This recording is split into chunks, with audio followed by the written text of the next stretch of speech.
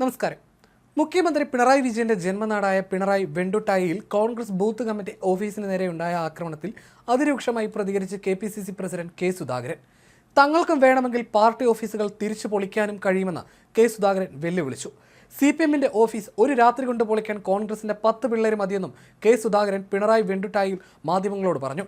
നേരത്തെ അക്രമത്തിന് പിന്നിൽ CPM പ്രവർത്തകരാണെന്ന് കോൺഗ്രസ് നേതൃത്വം ആരോപിച്ചിരുന്നു. അക്രമത്തെ തങ്ങൾ പ്രോത്സാഹിപ്പിക്കുന്നില്ല, എന്നാൽ നിങ്ങൾ നിർബന്ധിച്ചാൽ അതേ രീതി സ്വീകരിക്കും.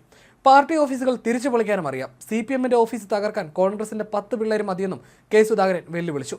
വൈദ്യുതി നിരക്ക് കൂട്ടിയ ഇടതുപക്ഷ സർക്കാരിന്റെ തീരുമാനം സ്വാഭാവിക നടപടിയാണ്.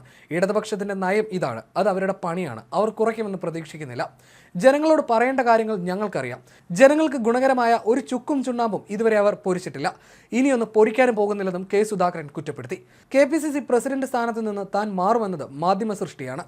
മാധ്യമങ്ങൾ ഉണ്ടാക്കുന്ന പ്രചാരണമാണിത്. മാറ്റം തീരുമാനിക്കുന്നത് ഇവിടെ അല്ലെന്നും സുധാകരൻ പറഞ്ഞു.